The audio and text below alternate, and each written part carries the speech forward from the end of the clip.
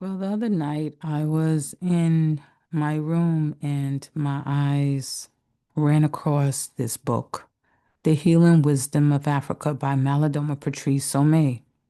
Now, I've shared from this book before, but it's been a while since I have.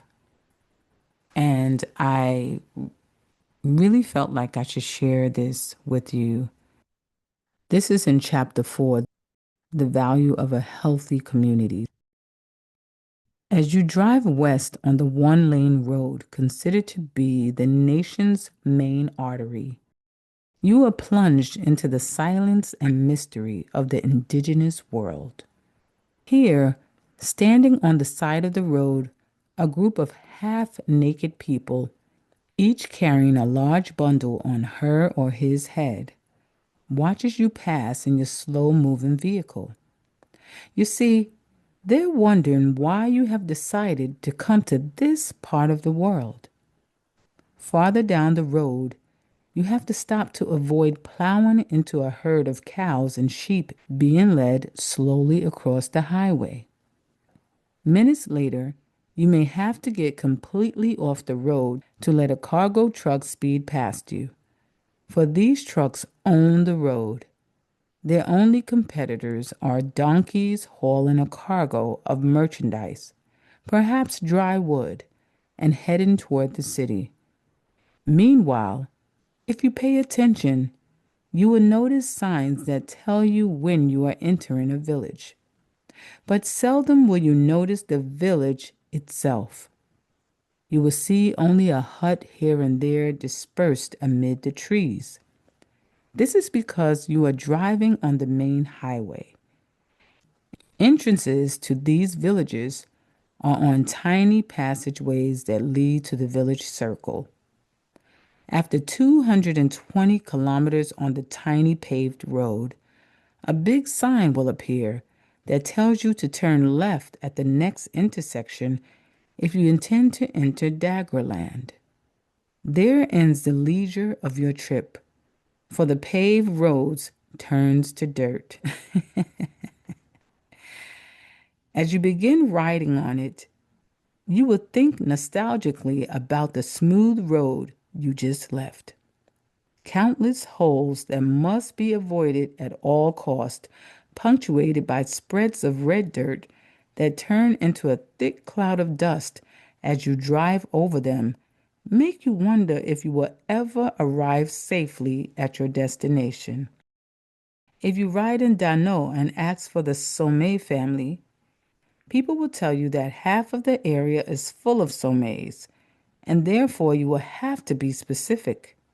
If you are black, you will have to specify which Somé you want.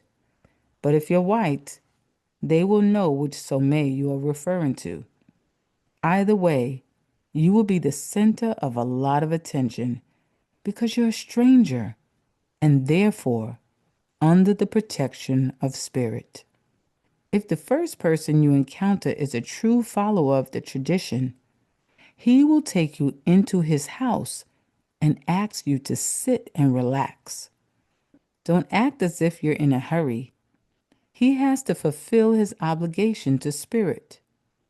He will not answer your question as to where the sommets are until refreshment is brought to you. Then he will ask you about your journey. Just say it was good. Then he will praise the spirit for you. After this, he will offer to accompany you to where you're going. Don't decline the offer, for it's only traditional formality. Now, when I read this, I kind of thought about the times that I went in country in Jamaica. I remember this particular time when I first encountered the road when I was in country. And I was at the top of the road and I was with my ex-husband at the time. And he lived there and I lived in America. I watched as he walked down this jagged road with precision. He knew which stone to step on. He knew which area to avoid. He just walked in a zigzag. Left, right, left, jump, and I tried to follow him. There was just no such thing as a paved road in that area at all. And I remember one time we were in town and we ended up in that KFC that's in Montego Bay. And it's been there for a long time because that was over 30 years ago when I was there. And he decided to leave me and get in one of those taxis and go back home. Now, I had the key, so I was like, oh, he can't get in when he gets home, so whatever. So I get to that road, I'm at the top of the road and I'm saying, wow, all those times I followed him down this road. Now, how am I going to do this by myself? And by this time, it was night, so everybody had their veranda lights off. Nobody was wasting their power on no veranda light just to have it on. Like sometimes they do that in the States. They just have their veranda or porch light, whatever you want to call it, on to light the way for nobody. But not in country. Ain't nobody wasting no power. So here I was, relying on the moonlight and praying inside. Like, oh God, please don't let me kill myself going down this road. And step by step, I walked down the jagged road and made it to the bottom. I'm reading this story and it's bringing me back. And then when he talks about tradition and how they have to do certain things when a stranger arrives in the village, it's just like protocol. It's only traditional formality, as he says. They have to bring refreshments to you. So he says he will not tell you where the somés are until refreshments are brought to you. That's amazing. These formalities. So let me continue. When you arrive at your destination with your guide, both of you will be considered as strangers. This is because the one who guides a traveler is also a traveler. Spirit protects both of them. No one will greet you until the water ceremony has been performed first. The water of peace or refreshment will be brought to the two of you. A drop of it will be poured onto the ground to acknowledge the ancestors. Then the host will sip a little bit of it before passing it on. You can't say you're not thirsty. This would upset the flow of things.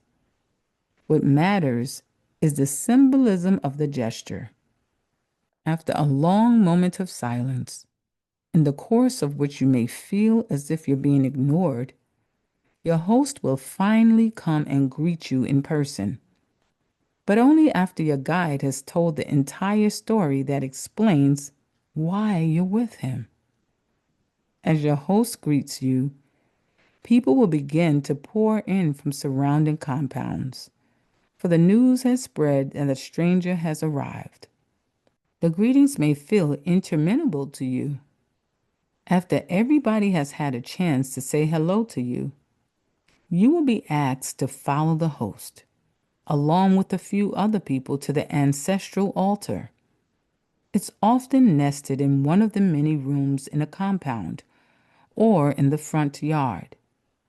There, everybody bends their knees while the host presents the stranger to the ancestors.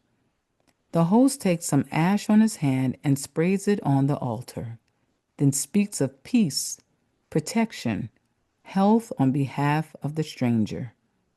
After that, your guide will leave, promising to return the next day. You will be offered sleeping arrangement after dinner. The reason for your visit will be inquired about only after you have rested. As long as you stay in the village, you are cared for as a spirit envoy and respected. This is the law. And one of the reasons why I felt like that was worth sharing is because I want you to see that our people had an order, a way of doing things. This is how they operated. So when people say that we were so lawless, we were without order, we were uncivilized, I want to remind you that we are a people of order. We are a people of hospitality. We make friends with strangers. We know how to welcome people in, at least those who remember. And what I remember about our people in the countries that I visited, and I'm talking about not in the city, but in the country. Some would say in Africa, the village. They will find something to give you. Like when I was in Jamaica,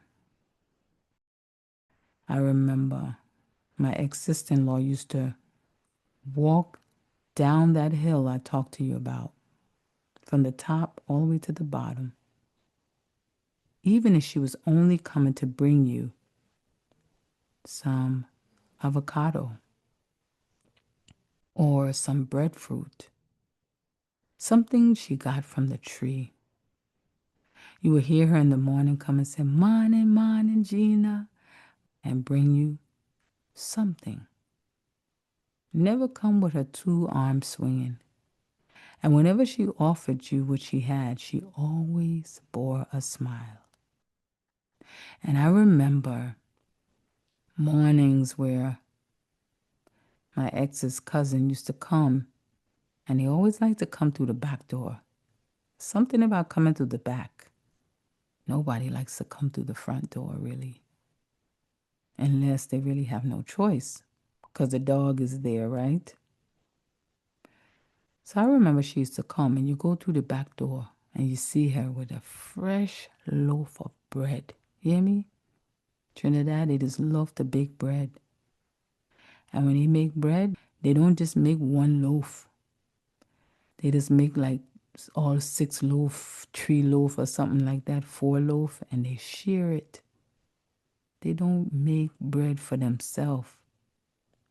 And one thing I just know that's a formality in like the Caribbean, when they cook, they usually cook so when people pass, right? When people pass, you must have something to offer them. And when people come to your house, you must offer them some water, something. You know, you can't just have them sit there with their mouth dry. You have to offer them something. And if it's holiday, you have to offer them some sorrel or something, some ginger beer, some punch and cream or something. You must offer them something, right? So that's the thing. The formalities are real. And I saw the formalities in Caribbean people and recognized that these things are really African. Right? They always offering you something. And it's one thing to when they cook a pot, how do you say? When pot are cook, the pot must have more food, not food just for the family. They must have more food in the pot for when people pass. That's a formality. You must have some drinks or something in there. Sometimes you don't even drink to something, but you want to make sure that you have plenty drinks for when people pass. Sometimes people just buy Malta and thing, all kind of thing, and they don't even drink the thing. You understand? But they make sure that they have plenty things. They say, I ain't know where I buying this thing for, but I know people just like it. So they buy these things and put them down so they can share it with people. We can see that there's formalities in our people from way across the sea. And these things I recognize throughout the Caribbean in different households. All kind of things I watch and I learn from young. You must have plenty because the plenty is not for you. It's for you to share. Now, if you move away from that and you just hoard and keep everything for yourself, you will suffer. You see how Malidoma Patrice Somé said the formality, the thing that you must do, if you don't do it, it's like it's taboo. You will suffer the repercussions of that. It's like, no, you can't go and see the people. You can't just walk through so. And it's like some customary thing, like even in our neighborhoods in Brooklyn and stuff, like in the projects where we grew, I'm telling you, you must know somebody when you come through. And sometimes they just have some other kind of order, and depends on how much they have the culture still inside of them. You will see them do certain formalities. They don't even realize that they are copying in their spirit the things that their people used to do. You can see remnants of Africa all over the world. So I hope you got something out of this. I'm sorry, let me try to stop this accent. It does feel nice and comfortable, but here we go. I hope you got a lot out of this and you really get to see that Malidoma Patrice Somé wanted you to get like a visual picture of the village life. I love reading these books. There is so much more to share. Thank you for listening. Peace and love.